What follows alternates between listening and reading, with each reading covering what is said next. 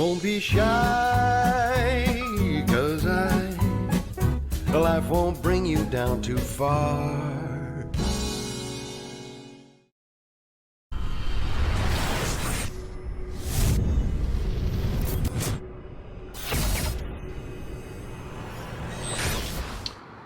This is KUGAN CASSIUS for iFilm TV in association with MTK Global.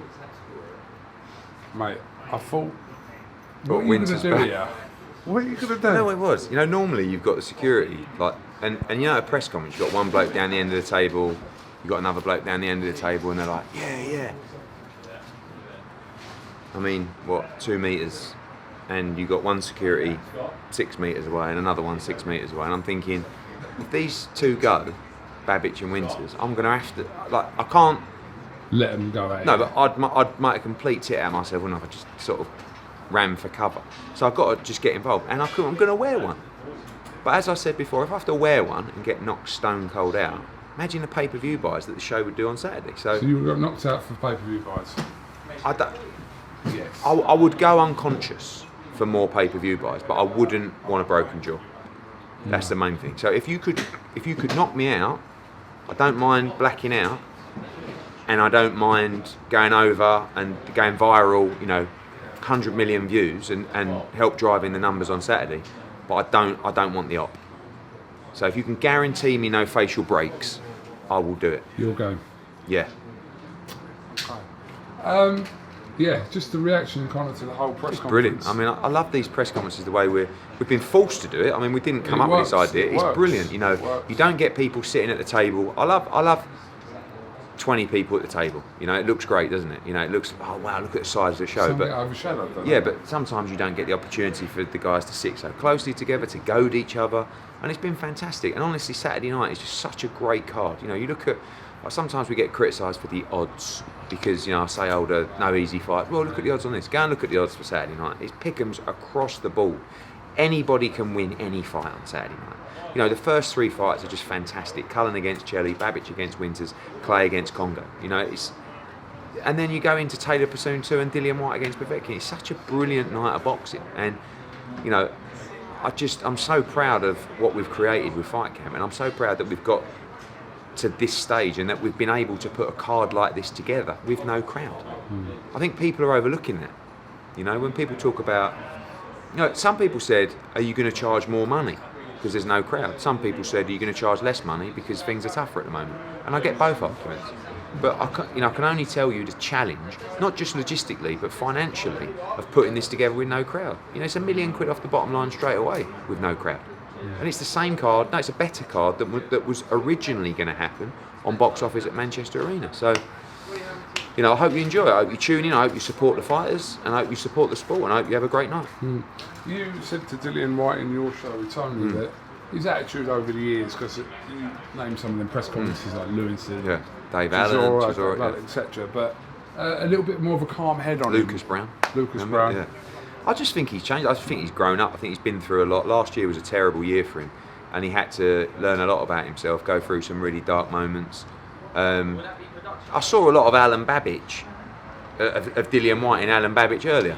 You know, just the ability to flick the switch, and like Babic was, you know, you could see his arms, his veins popping out, saying, "Let's go now," and the grass. You know, Dillian's now thinking, "Hang on a minute, I'm fighting Alexander Povetkin. It's one of the best heavyweights in the world. Don't need any beef with him." And there's no beef between Whyte and Povetkin. They're just two guys fighting for the winner of Fury against Wilder. So they don't want any aggravation. They want to save it all for Saturday night. So I think Dillian Whyte, you have to remember about Dillian Whyte, and I think a lot of people, this is one of the reasons a lot of people love Dillian Whyte, is because he has come up on the tough side. You know, he didn't get in the England squad. He didn't go to the Olympics. He didn't, you know, and by the way, anyone that does that has earned it themselves, but he didn't get, you know, just remember, it weren't that long ago that he was fighting on small hall shows paying his own purse. You never really get a guy at the top level having to go through that process. Everyone gets signed to a promoter, you get a retainer, you get some sponsorship, you get this. He never had none of that. He was fighting for nothing to try and come up and get his opportunity. And seeing him grow as a person, as a fighter, has been quite remarkable. You know, and he deserves a lot of credit, and I think that's why people love him. He don't take any easy fights. He loves to be in tough fights and learn. He's a proper, honest and genuine individual, And again, he's putting it on the line on Saturday night. He's there, he's mandatory. You know, he don't need to be taking this fight. But the comments at the press conference, I want to improve, I want to fight the best, I'm still learning, I want to box at this level. They're the things that people should really be supporting. Edward, can you just touch on the drug testing protocol during this whole kind of period for Whyte and Babic, and how many times they've been tested? So they've been under VADA testing since the fight was signed the first time. Yep. So I mean, to give you a rough idea, since February, which is probably when we signed up for VADA, a dozen times, 10 times, 11 times. I mean, 2 or 3 times in the last, you know, you get, what happens is, and as soon as a fighter is tested, it goes to the lab. The report of the lab comes back to the promoter and the teams. So we get all the correspondence. Same with Taylor Pursoon, but full VADA testing as well. So, blimey, when you look back at this fight, I don't know, 20 weeks, 24 weeks of VADA testing. You know, and despite what people will want to spat out on social media, we are the only promoters that are consistently paying for VADA testing for these fights. All our major fights, box office fights particularly, have full VADA testing for the entire camp. And there's no escape, to be honest with you, in that scenario. And generally you see there's only one person or a couple of people that didn't particularly want to sign up to VADA testing over the last few years. One of them was Jarrell Miller, funnily that. And, you know, everybody else just understands it's part of the protocol of being on a major matchroom show, and I think it's really important. But for Dillian Whyte, this is nothing new, is it? Dillian Whyte's been VADA tested for, blimey, I mean, since the AJ fight. You know, and also UCAD tested as well. You know, and he's paying for this most of the time. Early on, I paid for it. Now he's paying for it because he owns the show. So it's an absolute down to the insistence of Dillian Whyte, and I think it's great for the sport.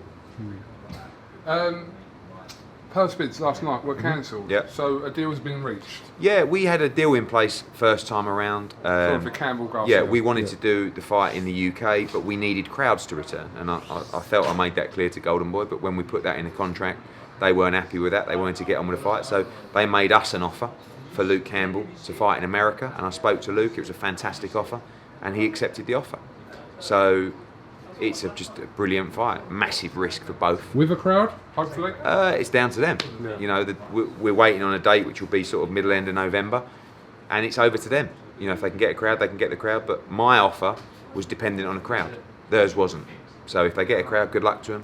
If they don't, then unlucky. Do you have the option of having any of your other fighters on that card? Not necessarily. No, I mean, I wasn't looking for leverage in that respect. I was looking for the best opportunity for Luke Campbell. I believe Luke Campbell wins this fight, and you know he's getting a lot of money to do so, and it was a big opportunity for him. And you know, with how boxing is at the moment, I think these are the opportunities you can take, and I believe he'll beat Ryan Garcia later this year.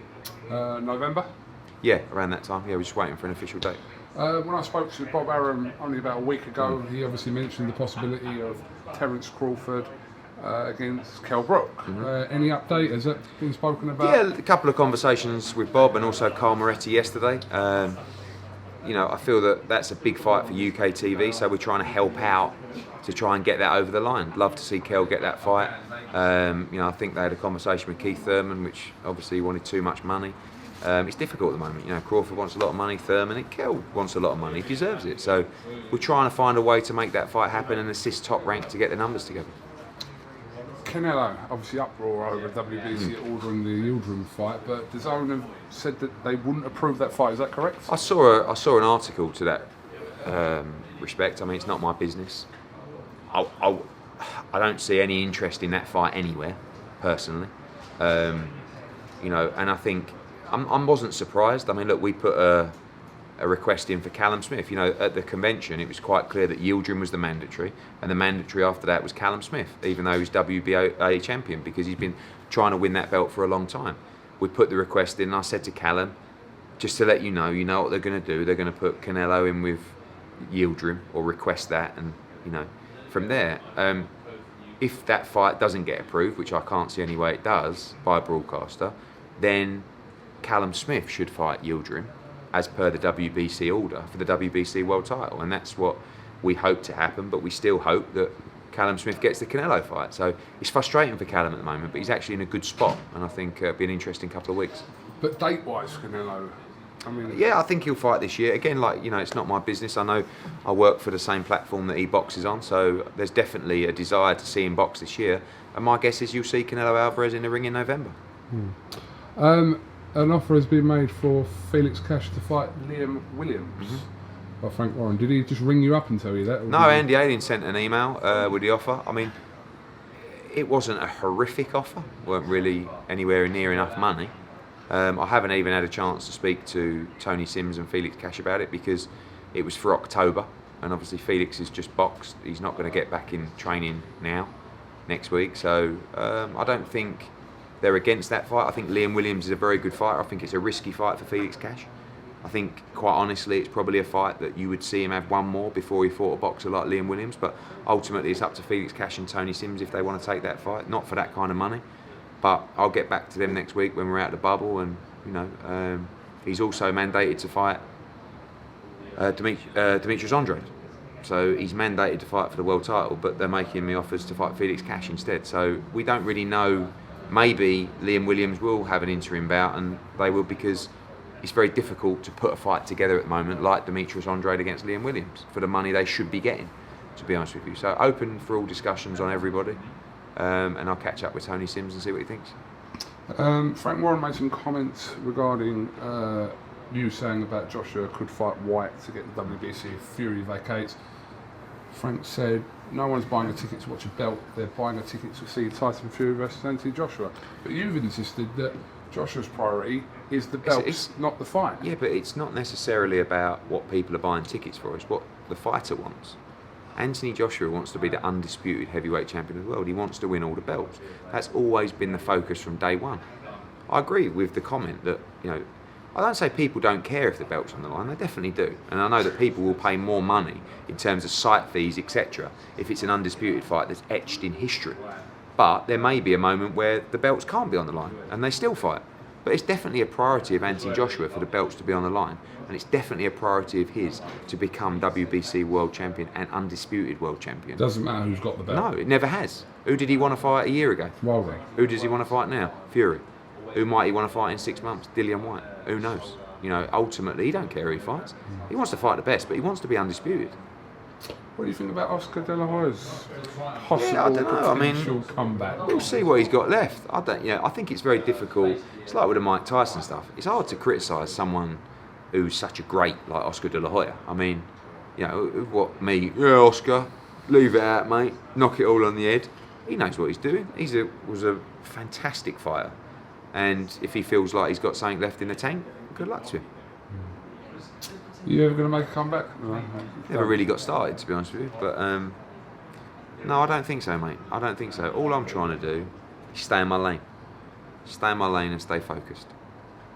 And of course, stay humble. Of course, Saturday night.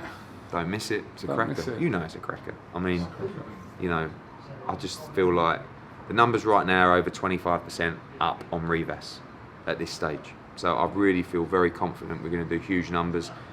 And quite rightly so. It's a fantastic card. Fight camp's been unbelievable.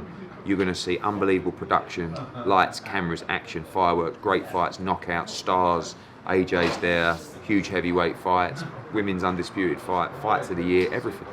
So enjoy it, don't miss it, and as always, thank you for your support. There's also some free boxing on Saturday, isn't there? Channel 5. Yeah, great. Look, more boxing the better. I'm not here to criticise anybody putting a show on, particularly in the pandemic. But as always, we're the only show in town. Eddie, thank you very much. Talk to Eiffel TV. Crack on with the weigh-in tomorrow. Cheers, son. Don't be shy, 'cause life won't bring you down too far.